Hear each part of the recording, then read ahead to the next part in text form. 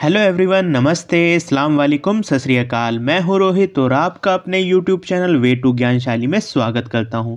आज हम गुट निरपेक्ष आंदोलन से जुड़े महत्वपूर्ण सम्मेलनों पर चर्चा करेंगे, जो क्वेश्चन किसी न किसी एग्ज़ाम में हमें देखने के लिए मिल जाते हैं। चलिए फिर हम शुरू करते हैं। पहले हम बात करते हैं कि आखिर गुट निरपेक्ष आंदोलन में वर्तमान के अंदर कितने सदस्य हैं। तो आपको याद रखना है 120 सदस्य हैं और अफ्रीका से पूछा जाए तो टोटल 53 सदस्य हैं। याद रखना, दो कॉन्टिनेंट के तो आप सदस्य को जरूर याद रखना, अफ्रीका के और एशिया के। एशिया के पूछा जा सकता है 39 सदस्य हैं, या तो ये पूछेगा कि सबसे ज़्यादा किस कॉन्टिनेंट के सदस्य नेम के अंदर शामिल हैं, तो आपको अफ्रीका याद रखना है।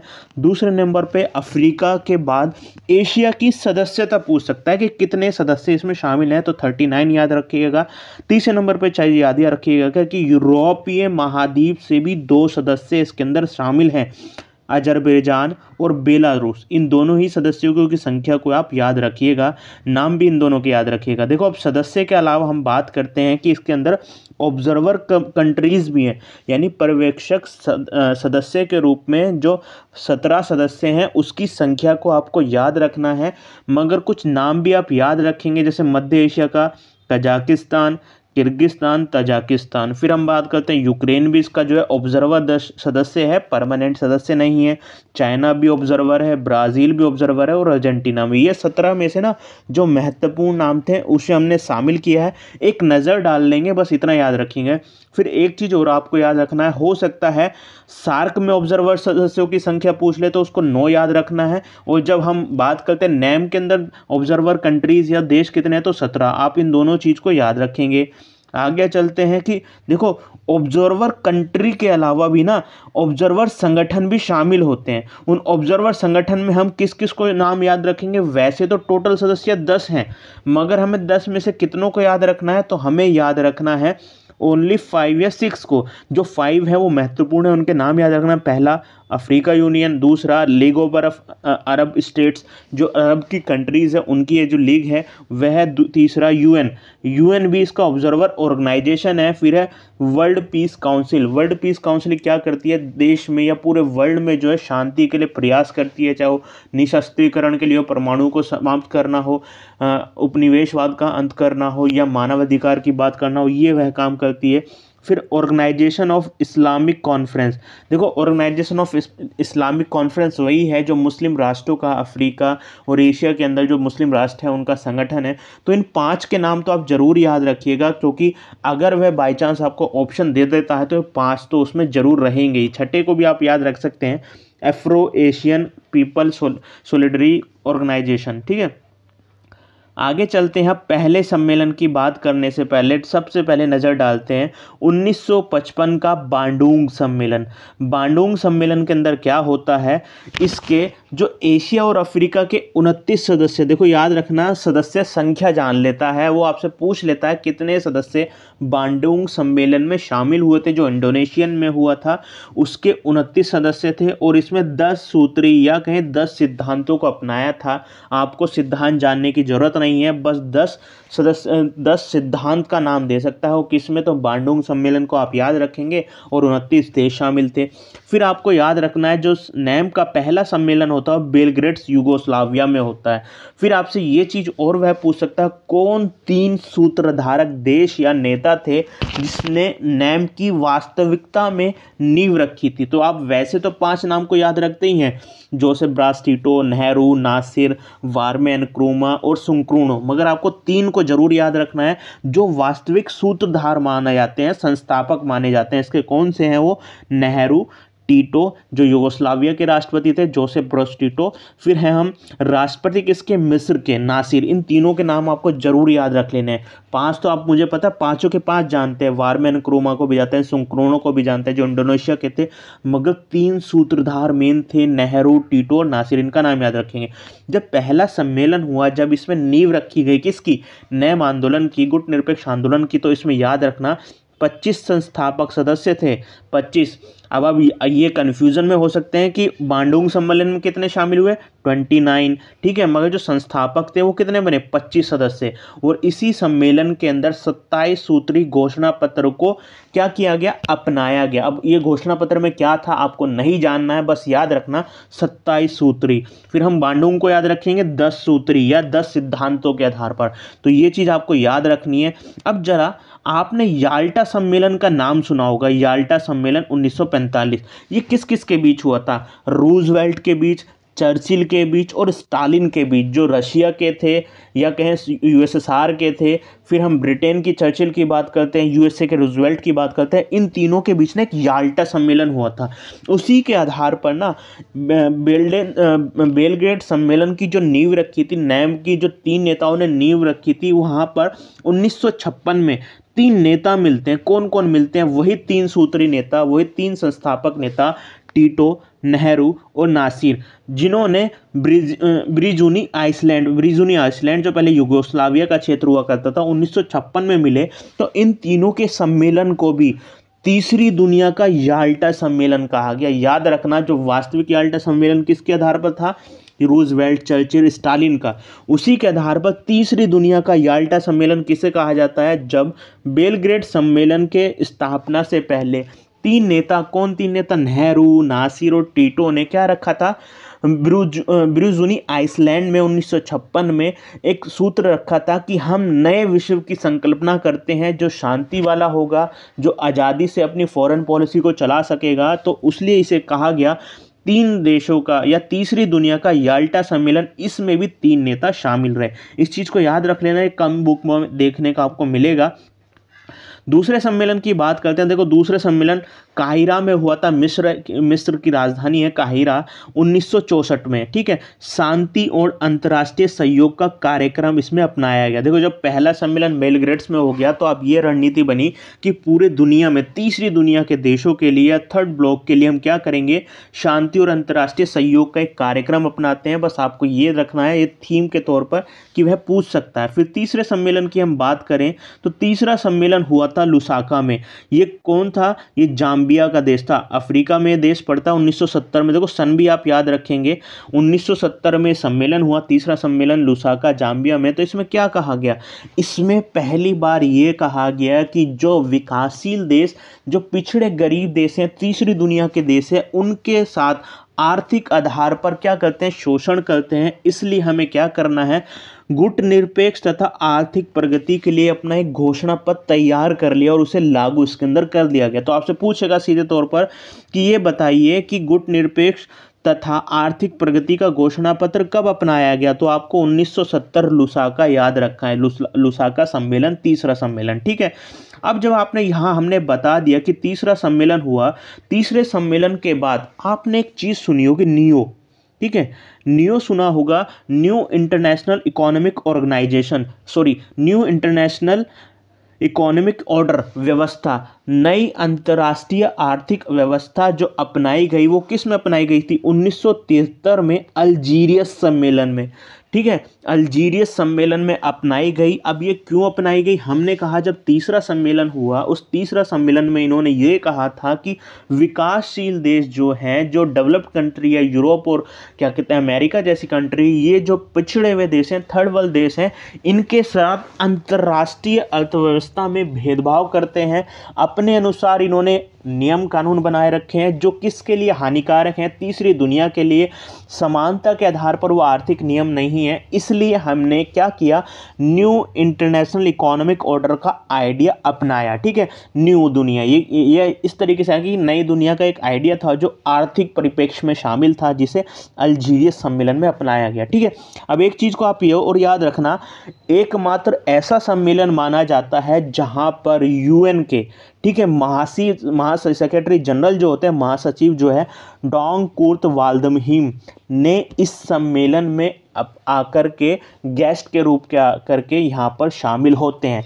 यूएन के चौथे महासचिव थे, याद रखना, एकमात्र सम्मेलन था जिसमें वहाँ यूएन के महासचिव आकर शामिल होते हैं। उनका नाम भी आपको याद रखना है, ऑस्ट्रेलिया के थे ये, डॉग कुर्ट वाल्डहीम, ठीक है। अब ये याद रखना, नैम का समन्वय ब्यूरो भी बनाया गया था, किसके अंदर, 1973 के अल्जीरिया सम्मेलन, जो चौथा सम्मेलन होता उसमें। आगे बढ़ते हैं। पांचवें सम्मेलन की बात करें तो पांचवें सम्मेलन में क्या देखने के लिए मिलता है, श्रीलंका के कोलंबो में जो पांचवें सम्मेलन हुआ 1976 में, इसमें साफ कहा गया जो सिक्योरिटी काउंसलिंग है वह जो पूरी दुनिया का सुरक्षा की जिम्मेदारी जिसके ऊपर दी गई है वो वीटो पावर का इस तरीके से यूज़ करती है कि कहीं ना कहीं वह तीसरी दुनिया के देशों के लिए ये पूरी दुनिया की शांति के लिए घातक बन जाती है। उस वीटो पावर को समाप्त किया जाए, ये प्रस्ताव किस में रखा था, पांचवें सम्मेलन में कोलंबो में। ठीक है, अब देखो शुरुआत के 5 सम्मेलन कई बार आपसे मैचिंग में पूछ लिया जाता है, सन के रूप में पूछ लिया जाता है, कौन से देशों में हुआ क्रम पूछ लिया जाता है, तो आपको याद रख लेना। उसकी ट्रिक एक ये है, आपको क्या रखना, BKLAC। ठीक है, BKLAC का मतलब क्या हुआ, भारत की लाइन ऑफ एक्चुअल कंट्रोल। आपको कैसे याद हो जाएगा, भारत की line of actual control. B से क्या बनेगा, बेलग्रेड्स, के से क्या बनेगा, काहिरा, एल से क्या बनेगा, लुसाका, ए से क्या बनेगा, अल्जीरियस, और सी से क्या बनेगा आपका कोलंबो। तो आपको इस तरीके से इस ट्रिक को याद करना है, भारत की लाइन ऑफ एक्चुअल कंट्रोल। अब अगली छठे सम्मेलन की बात करते हैं। देखो बहुत महत्वपूर्ण सम्मेलन है, परंतु इस सम्मेलन से क्या होता है, क्वेश्चन कहीं ना कहीं कम देखने के लिए मिले हैं। वह होता है एक कम्युनिस्ट कंट्री, यानी कि एक साम्यवादी कंट्री, हवाना जो एक राजधानी है किसकी, क्यूबा की। आपको क्यूबा का नाम आपको पता ही होगा। यहाँ पर आपको संकट देखने के लिए मिला था, क्यूबा संकट 1962 में। तो यहाँ पर जो हवाना में छठा सम्मेलन आयोजित होता है, इस समय जो फिदेल कास्त्रो वही व्यक्ति है जो क्या थे, जो क्यूबा मिसाइल संकट के समय भी थे। उन्होंने एक सिद्धांत दिया, नेचुरल फ्रेंड या कहें प्राकृतिक मित्र का सिद्धांत। इन्होंने कहा कि जो नैम के सदस्य देश हैं, तीसरी दुनिया के देश हैं, तीसरा ब्लॉक है, और USSR, इसके अंदर क्या है, प्राकृतिक मित्रता का भाव है, यह एक ये नेचुरल फ्रेंड है, इनके अंदर फ्रेंडशिप होना चाहिए। तो इससे क्या हुआ, भारत जैसे देश या अन्य देश क्या होते हैं, खफा हो जाता है। ये कहा था क्योंकि हम किसी भी गुट में जाने के लिए तैयार नहीं हैं, ना ही हम अपने किसी ब्लॉक से नैम को जोड़ेंगे। तो हम क्या है, स्वतंत्र रूप से अपनी विदेशी नीति का पालन करेंगे। मगर फिदेल कास्त्रो जो हवाना के राष्ट्रपति थे, उन्होंने कहा कि हम प्राकृतिक मित्र थे। आपसे पूछा जा सकता है प्राकृतिक मित्र का सिद्धांत किस सम्मेलन में दिया गया, छठा सम्मेलन हवाना।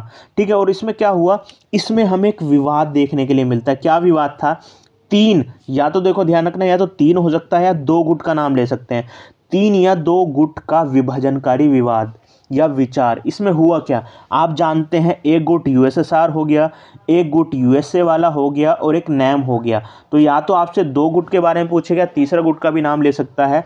तो 2 गुट तो जरूर पूछ लेगा कि कौन सा वह सम्मेलन है जिसमें 2 गुटों का विभाजनकारी विचार उभर करके आया। तो वह छठा सम्मेलन था। इसमें क्या हुआ, एक पक्ष कह रहा था कि कहीं ना कहीं हमें USSR से संबंध स्थापित करने चाहिए, जैसे फिदेल कास्त्रो जो एक साम्यवादी देश के ही राष्ट्रपति थे, फिर एक USA जैसे देश से जो संबंध रखते थे, जैसे सिंगापुर या अन्य कंट्री हो गई, वह कहती थी कि हमें धीरे धीरे संबंध अपने दूसरे ब्लॉक यानी USA के पूंजीवादी गुट से संबंध रखने चाहिए। मगर एक तीसरा ग्रुप था जो हमें स्वतंत्र रूप से कहता है, जिसकी स्थापना भी इस आधार पर हुई है कि हम किसी ब्लॉक के अंदर शामिल नहीं होंगे, वह नैम। तो आपको बस ये आइडिया विचार रखना है, याद रखना है कि 3 या 2 गुट का विभाजनकारी विवाद किस सम्मेलन के अंदर हुआ था, तो वो हवाना के अंदर। और पहला देखो, आप अक्सर ये सुनते हैं कि वो प्रधानमंत्री नरेंद्र मोदी जो है गुट निरपेक्ष आंदोलन के अंदर शामिल नहीं हुए। 2 ऐसे सम्मेलन जिसे भी आगे बात करेंगे, पहले प्रधानमंत्री माने गए जो गुट निरपेक्ष आंदोलन के अंदर शामिल नहीं हुए, प्रधानमंत्री पद पर रहते, ठीक है। मगर वह गलत है। भारत के पहले प्रधानमंत्री बने थे चौधरी चरण सिंह, जो इस बैठक में शामिल नहीं हुए। आज तक पहला जो आपसे पूछे वह नरेंद्र मोदी जी नहीं है, बल्कि कौन है, चौधरी चरण सिंह है, जो हमारे प्रधानमंत्री रहे 1979 में। वह पहले प्रधानमंत्री बने जो नैम के अंदर शामिल नहीं होते हैं, उसके सम्मेलन में, उसकी समिट में शामिल नहीं होते हैं। अब दूसरी चीज़ याद रखना, जैसे भी हमें थोड़ी देर पहले आपको नियो बताया है, नियो की तरह ही इस सम्मेलन के अंदर नई अंतर्राष्ट्रीय सूचना और संचार व्यवस्था पर बल दिया गया कि इसे लागू किया जाए जो थर्ड वर्ल्ड कंट्री के परिप्रेक्ष्य में हो। नई अंतर्राष्ट्रीय सूचना और संचार व्यवस्था पर बल दिया गया, ठीक है। और ये कहा गया क्योंकि आपको पता है कि इसी समय क्या हो रहा था, इसी समय कहीं न कहीं अफ़गानिस्तान के अंदर USSR और क्या कहते हैं अमेरिका का हस्तक्षेप बढ़ गया था, ठीक है। तो ये कहा गया हिंद महासागर को शांतिपूर्ण बनाना रखना नैम का उद्देश्य हो। शांतिपूर्ण तरीके से हम पूरा निश्चय करते हैं नैम में किसी भी गुट की, चाहे वो यूएसएसआर हो चाहे वो यूएसए हो, उसकी हस्तक्षेप नहीं होगी। ठीक है, तो छठा सम्मेलन आप याद रखेंगे। अब हम 7वें सम्मेलन की बात करते हैं। 7वें सम्मेलन में क्या हुआ, ये दिल्ली में देखने के लिए मिलता है। 7वां सम्मेलन आपको याद कैसे करना है, 7वां सम्मेलन इस तरीके से आपको याद करना है कि दुनिया का जो 7वां सबसे बड़ा क्षेत्रफल के आधार पर देश है वो है भारत ही है। तो भारत में ही 7वां सम्मेलन भी होता है 1983 में, और इसकी अध्यक्षता इंदिरा गांधी जी द्वारा करी जाती है। और वह क्या कहती हैं इस सम्मेलन को, वह कहती हैं biggest piece movement in history, यानी इतिहास का सबसे बड़ा शांति आंदोलन है। कौन, नैम। तो ये कथन आपसे पूछा जा सकता है किसने कहा था, इंदिरा गांधी ने। और साथ ही साथ यह सम्मेलन किस लिए जाना गया, ये सम्मेलन किस विचार के लिए जाना गया, साउथ साउथ कॉरपोरेशन, दक्षिण दक्षिण सहयोग के विचार के लिए ये सम्मेलन जाना जाता है। फिर इसमें क्या कहा गया, इस सम्मेलन में चर्चा का विषय था परमाणु युद्ध को शांति के लिए खतरा माना गया। और इसका सबसे बड़ा खतरा किसको कहा गया कि ये तीसरी दुनिया के देशों में जो 2 ब्लॉक हैं कहीं ना कहीं परमाणु हथियार वह यूज़ करते हैं, वह इसका उत्पादन करते हैं, परंतु इसका खतरा किसे ज़्यादा होगा, तीसरी दुनिया के देशों को, नैम के देशों को। इसलिए यह तीनों ही विचार को आप याद रखेंगे।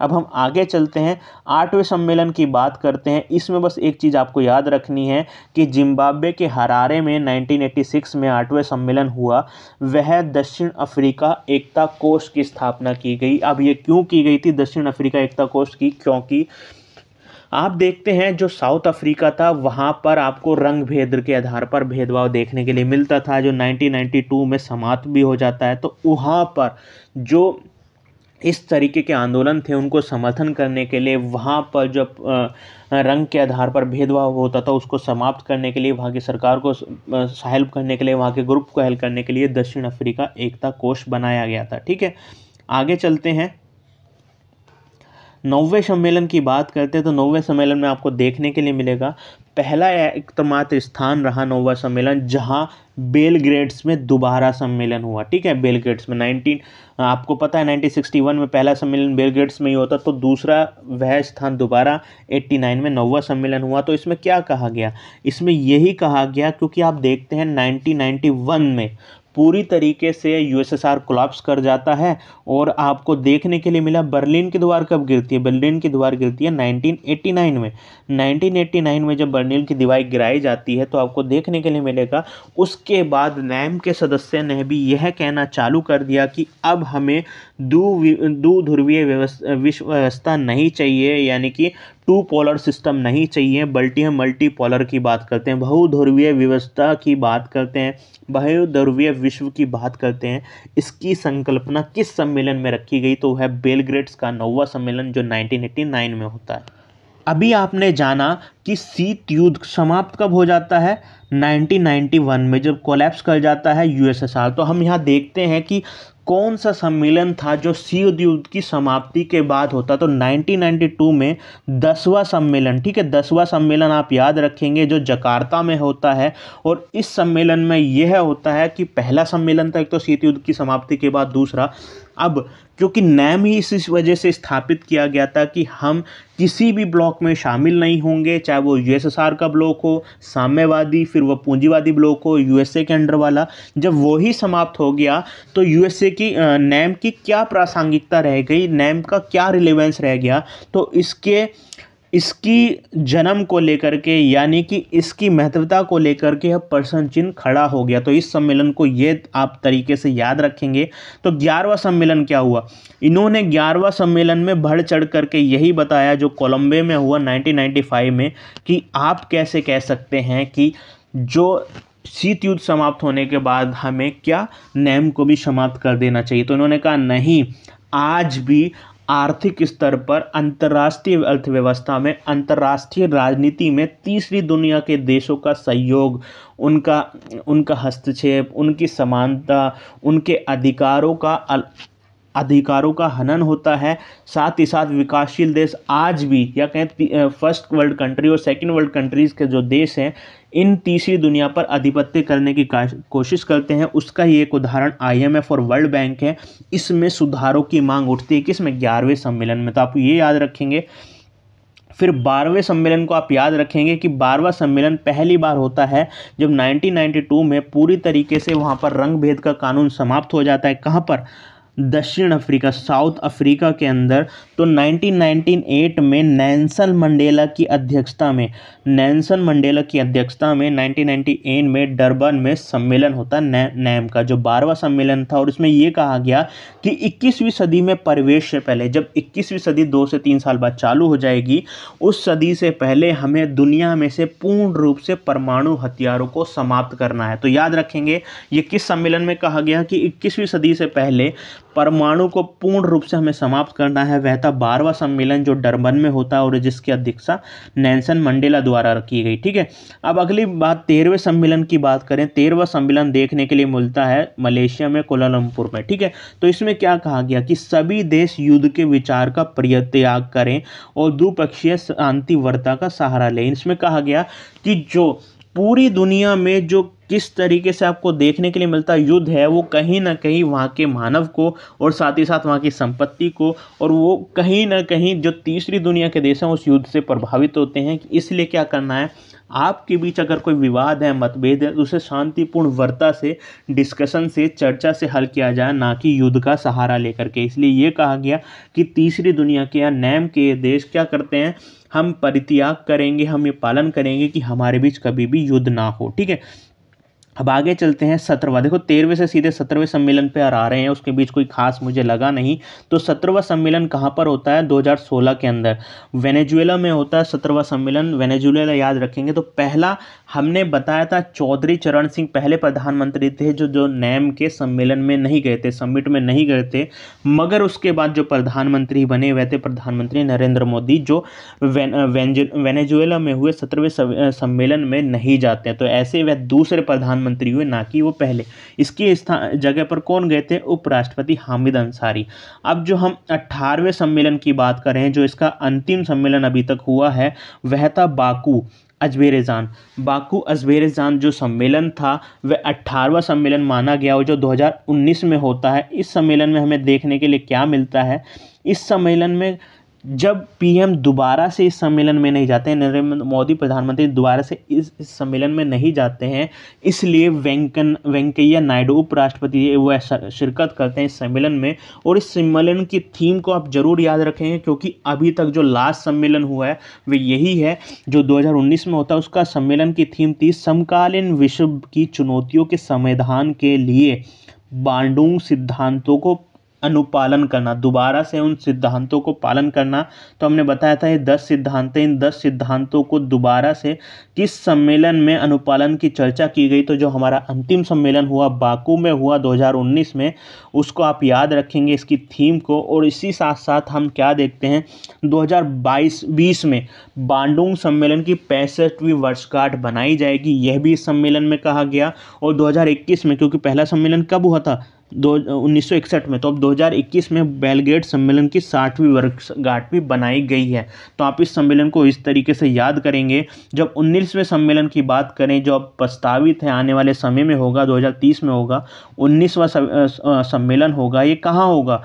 युगांडा में। बस आप ये याद रख लेना, अफ्रीका के युगांडा में 19वां सम्मेलन जो है प्रस्तावित है 2023 के अंदर, युगांडा। तो आज इस वीडियो में इतना ही। अगर आगे भी इसी तरीके की आप वीडियो चाहते रहेंगे तो हम उसे बनाएंगे, और आपके जिस तरीके की, चाहे वो TGT हो, PGT हो, चाहे वो असिस्टेंट प्रोफेसर के एग्ज़ाम हो या अन्य एग्ज़ाम हो, उसमें आपको हेल्प ज़रूर मिलेगी। तो आज हम इतना ही करते हैं, फिर अगली वीडियो में दोबारा आपसे मुलाकात होगी।